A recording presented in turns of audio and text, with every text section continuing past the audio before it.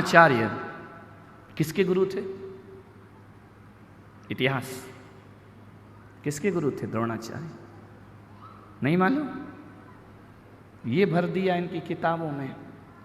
जो भारत का असली इतिहास है वो हटा दिया, आतंकियों को उठा करके इनका इतिहास बना दिया। ध्यान रखिए, शिक्षा पद्धति बदलना चाहिए। एक बच्चा नहीं बता पा रहा है कि द्रोणाचार्य किसके गुरु थे। द्रोणाचार्य कौरव पांडवों के गुरु थे। ध्यान रखिए,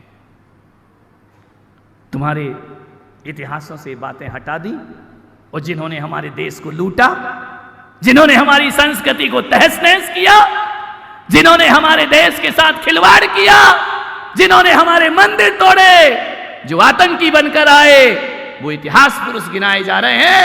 महाराणा प्रताप और शिवाजी तुम्हारी किताबों से हटाए जा रहे हैं। ध्यान रखिए, ऐसी शिक्षा का बहिष्कार होना चाहिए जो भारत के महापुरुषों के इतिहास को मिटाया जाता हो, कलंकित किया जाता हो। ऐसी शिक्षाएं, ऐसी पुस्तकों का बहिष्कार होना चाहिए। आतंकियों को महिमा मंडित किया जाता है। ऐसे ऐसे लोग जिन्होंने हमारी भारतीय संस्कृति को तहस नहस करके रख दिया, उनमें इतिहास भर दिया जाता है। मान्यवर, आपसे निवेदन है, और भी लोग यहां बैठे हैं बच्चों के अलावा। कोलकाता में एक बेटी के साथ क्या होता है, एक डॉक्टर के साथ, ध्यान रखिए, विचार करिए। बेरहमी से उसकी आबरू को लूटा जाता है, मौत के घाट उतार दिया जाता है। ध्यान रखिए, क्या हो रहा है इस देश में। यदि ऐसे काले कलंकित इतिहास पढ़ाए जाएंगे तो भारत का भविष्य ऐसा ही सामने नजर आता है। उदयपुर में क्या हो रहा है, आगजनी हो रही है, कर्फ्यू का माहौल है। एक जाति विशेष के लोग ने हमारे हिंदू बच्चे को चाकू से गोद दिया। 10-20 क्लास का बच्चा, कोई उम्र है उसकी। ध्यान रखिए हिंदुओं, ये पूरा षड्यंत्र पूरे देश में चल रहा है कि भारत से हिंदुओं को खत्म कर दिया जाए। ध्यान रखिए, और हिंदू यदि नहीं जागे, महाराणा प्रताप की भूमि में रहकर यदि तुम्हारे अंदर जागरण और आत्मसम्मान पैदा नहीं हुआ, तो ध्यान रखना, एक मुगल काल नहीं, दूसरा मुगल काल फिर तुम्हारी छाती पर हावी होने को तैयार बैठा हुआ है। सावधान हो जाइए। माँ बाप अपने बच्चों को भेजते हैं, ये छोटे छोटे से बच्चे स्कूल जाते हैं, किसके भरोसे भेजते हैं वो? एक शिक्षक के भरोसे, एक स्कूल के भरोसे, एक विश्वास के भरोसे माँ बाप इनको स्कूल में भेजा करते हैं। और 15 साल के बच्चे को स्कूल में मार दिया जाए। ध्यान रखिए, लहूलुहान कर दिया जाए। कौन है ये? कौन ऐसी शिक्षाएं प्रदान कर रहा है? 2 साल नहीं हुए कन्हैया की हत्या हुए, फिर नया कारनामा हो गया आपके उदयपुर में। ध्यान रखिए, महाराणा प्रताप का शौर्य जागृत करो, शिवाजी महाराज का स्वराज जागृत करो अपने अंदर। ध्यान रखिए मान्यवर,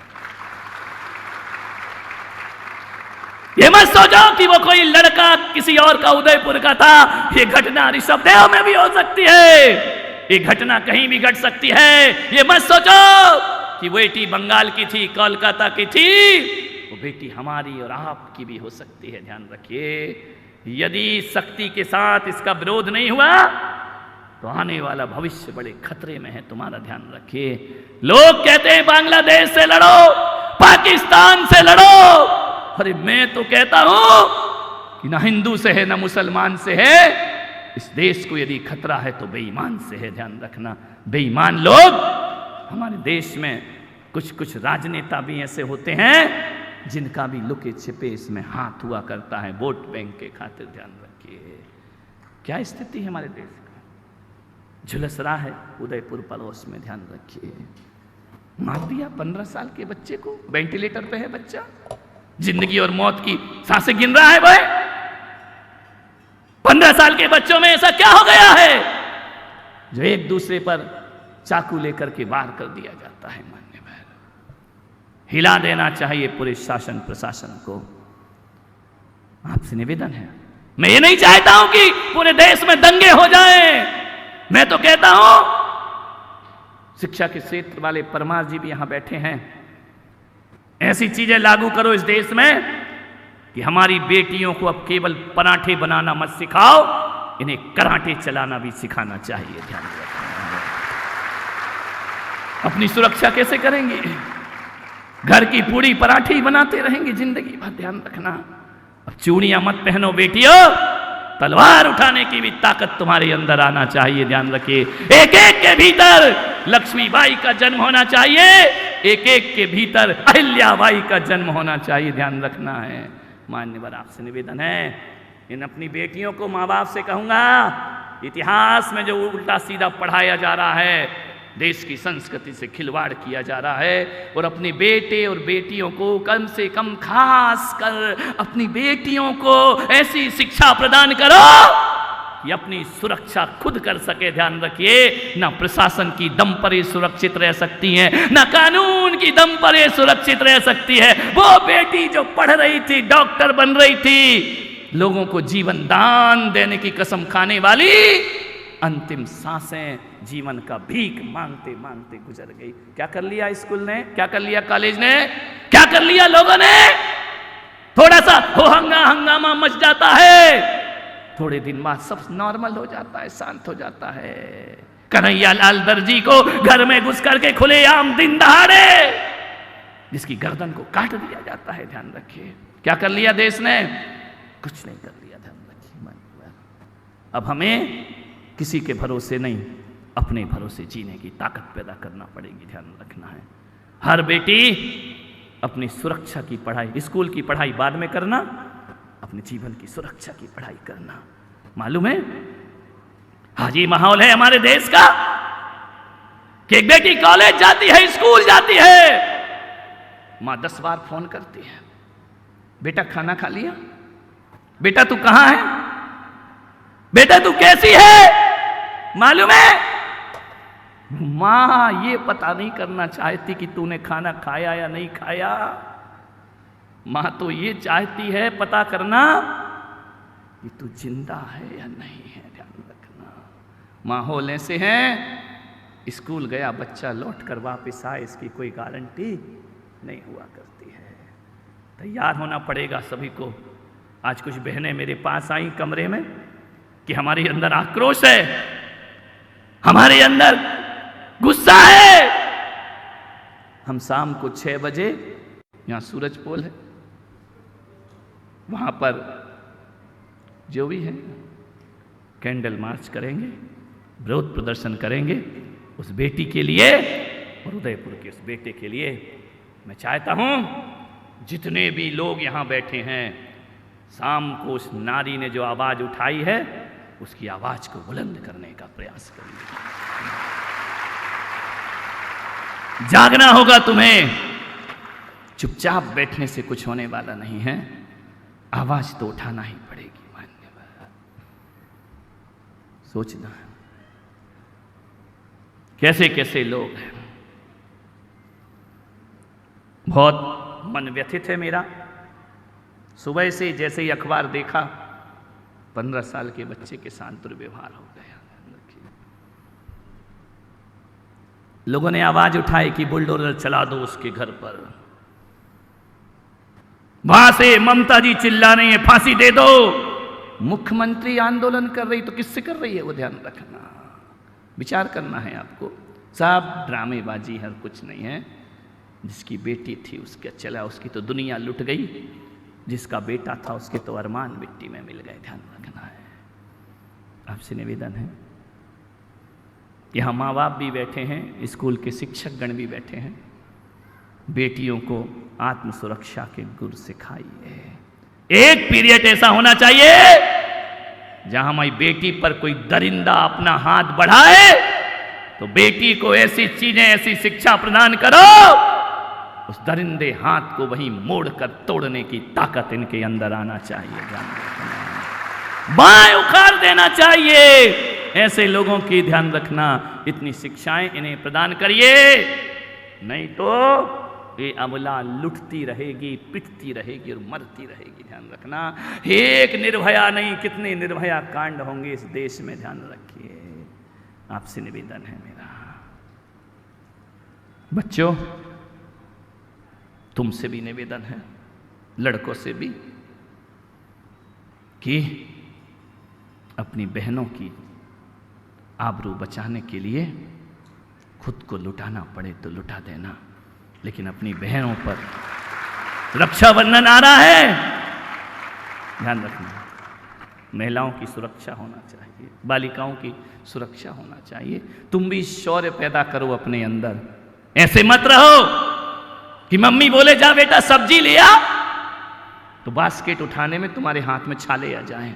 अरे मर्द बनो मेरे भाई, मजबूत मर्द बन के निकलना, क्योंकि जो हमारे आश्रमों में शिक्षा दी जाती थी ना, और आज की कॉन्वेंट की शिक्षा क्या देती है, ये मिशनरियों की शिक्षा क्या देती है, क्या सिखाती है? एक बाल्टी पानी लाने को बोलो ना तो बच्चे के हाथ में छाले पड़ जाते हैं। बच्चों से हाथ मिलाओ तो ऐसा लगता है कि कोई लड़की से हाथ मिला रहे, ध्यान रखना। और तुम्हारे हाथ तो इतने फौलादी होना चाहिए कि चट्टान पर लात मारो तो गंगा की धार फूट जाना चाहिए, ध्यान रखना। ऐसा शौर्य अपने अंदर पैदा करो, ऐसी शक्ति अपने अंदर पैदा करो, ऐसे शिवाजी का साहस अपने अंदर पैदा करो। ध्यान रखिए, ये मुलायम मुलायम से हाथ नहीं, मर्द वाले हाथ होना चाहिए, ध्यान रखिए। आपसे मेरा निवेदन है बड़ी विनम्रता के साथ, सुविधा भोगी मत बनो। सुविधाओं में मिला हुआ ज्ञान असुविधा में खत्म हो जाया करता है। राम सुविधा भोगी नहीं थे, कृष्ण सुविधा भोगी नहीं थे। ये वो लोग हैं जिन्होंने असुविधाओं में, संकट में ज्ञान प्राप्त किया। बच्चों से मेरा एक निवेदन है कि बेहतरीन स्कूल की तलाश मत करो, बेहतरीन विद्यार्थी बनो, स्कूल अपने आप बेहतरीन हो जाएगा, ध्यान रखिए। आप सोचते कि स्कूल कौन सा अच्छा है, अच्छा फर्नीचर, अच्छा भवन, मोटी फीस, इसको अच्छा स्कूल बोलते हैं? नहीं, सरकारी स्कूल में पढ़कर भी लोग महानता को प्राप्त किया करते हैं, ध्यान रखना। जिन्हें पढ़ना है वो कहीं भी पढ़ाई कर सकता है, ध्यान रखिए। और जिन्हें नहीं पढ़ना है वो कितनी भी सुविधा दो, माँ बाप का पैसा बर्बाद होगा, पढ़ना लिखना तो उनको है ही नहीं, ध्यान रखना। मान्यवर, एक निवेदन है आपसे, जब तक पढ़ाई का काल है जी भर के पढ़ लो, ऐशो आराम तो जिंदगी भर करना है, ध्यान रखिए। पढ़ाई कर लो, ग्रेजुएट हो जाओ, उसके बाद तो फिर जो करना है वो करना है, कौन हम पर पाबंदी लगाएगा। एक लड़की मेरे पास आई, उसने बोली महाराज मेरी मम्मी बहुत खराब है। तो मैंने कहा क्या करूं? बोले आप बताओ। तो मैंने कहा मम्मी बदल ले। बोले मम्मी कैसे बदल सकते हैं?